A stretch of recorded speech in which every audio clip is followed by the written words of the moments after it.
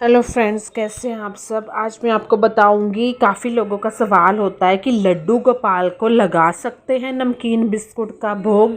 तो चलती हूँ आपके साथ कि वाकई लगा सकते हैं। तो सबसे पहले सब्सक्राइब माय चैनल ट्विंकल बुद्धराजा। बाल रूप भगवान श्री कृष्ण के बाल स्वरूप की पूजा भगवान लड्डू गोपाल के रूप में की जाती है, जो हर घर में होती है। हम आप सब करते हैं, मन से करते हैं। बहुत से घरों में दूध, दही, घी, गंगा जल से हर दिन गोपाल को स्नान कराया जाता है, जो कि बहुत ही ज़रूरी भी होता है। तो इसमें तुलसी भी उनको चढ़ाई जाती है भोग। उसके बाद नए वस्त्र पहनाए जाते हैं और फिर पूजा पाठ करे जाता है। साथ ही माखन मिश्री का भोग लगाया जाता है। काफ़ी घरों में जो हम खाते हैं उसमें लहसुन अदरक ना हो, तो आप ऐसे ही उनको भोग लगा दीजिए, उनका अलग से निकाल के। मैं तो ऐसे करती हूँ। बहुत से लोग उन्हें बिस्किट नमकीन का भी भोग लगाते हैं। ऐसे में सवाल है कि क्या उन्हें यह भोग लगा सकते हैं।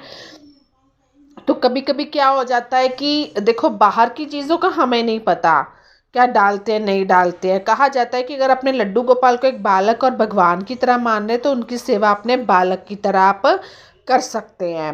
लेकिन ध्यान रखें कि वो भगवान और उनकी सेवा भाव में कोई गलती ना हो। इस तरह की कोई गलती आपसे, कोई चूक ना हो जाए कि जाने अनजाने में आपको भी ना पता हो कि हाँ, मैंने ये गलती कर दी है। ठीक है, तो आप उन्हें भोग के रूप में नमकीन बिस्कुट तो चढ़ा सकते हैं, लेकिन वह सात्विक और शुद्ध होना चाहिए। देखो, एक तरफ आपने बिस्किट के पैकेट रखे हैं, बुरा मत मानना। दूसरी तरफ आपने सूप रखे हुए हैं चिकन के या वैसे, तो पता नहीं होता ना। तो शुद्ध उनका अलग से एक डब्बा बनाइए उन्हीं के मंदिर में।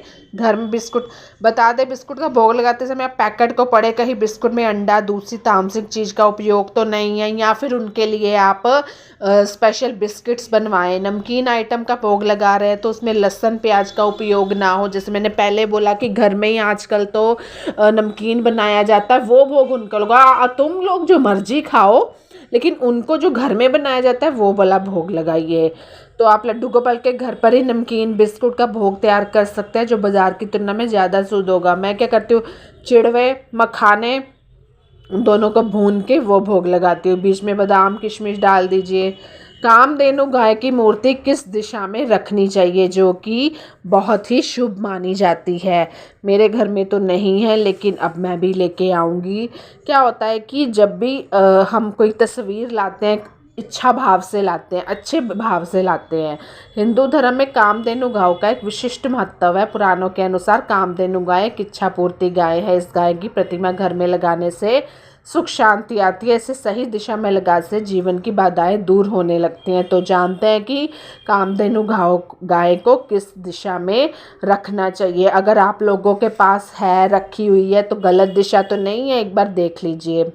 कामधेनु गाय की मूर्ति को घर की पूर्व उत्तर दिशा में रखना सबसे शुभ माना गया। इस दिशा में इसे रखने से पॉजिटिविटी आती है, यानी कि सकारात्मकता। कामधेनु गाय की मूर्ति यदि ऑफिस टेबल पर रखी जाए तो इससे तरक्की के रास्ते खुल जाते हैं, इससे नौकरी में सफलता मिलती है। ये बात मैंने पहले भी आपको कही थी कि कामधेनु गाय की तस्वीर बहुत अच्छी होती है। इसे अपने पैसे रखने के स्थान के ठीक ऊपर रख सकते हैं। ऐसा माना जाता है गले के ऊपर इसे रखने से व्यक्ति को पैसे की तंगी का सामना नहीं करना पड़ता। या फिर आप ऑफिस जाते हो, जहाँ भी जाते हो, कामधेनु गाय की मूर्ति के दर्शन मात्र से व्यक्ति के मन में पॉजिटिविटी आती है। ऐसे में इसे उस स्थान पर रखें जहाँ पर सबकी नज़र इस मूर्ति पर पड़े, चाहे फिर घर के हैं चाहे फिर बाहर ले आए। कामधेनु गाय की मूर्ति को लॉबी में रखना भी काफ़ी अच्छा माना गया है। स्थान पर इसे रखने से तनाव दूर होता है। देखो, तनाव तो जो होता है ना, वो आपके अपने मन के अंदर ही मनगढ़ंत चीज़ें जो आप सोचते रहते हो, उसी से ही आपको तनाव होता है, बेवजह ही सोचना। जो कामधेनु गाय की मूर्ति घर के मुख्य द्वार के पास भी रख सकते हैं। इसके अलावा आप इसे पूजा घर में भी स्थापित कर दे सकते हैं। वो आप देख लीजिए, गंदे मंदे हाथ मत लगाइए बस किसी भी मूर्ति कहीं में भी रखनी है। वास्तुशास्त्र के अनुसार घर में कामधेनु गाय की प्रतिभा किसी भी धातु में लगाई जा सकती है। इसके अलावा आप इसकी फ़ोटो भी रख सकते हैं। तो कैसी लगी मेरी ये वीडियो, मुझे ज़रूर बताइएगा। Bye bye, take care.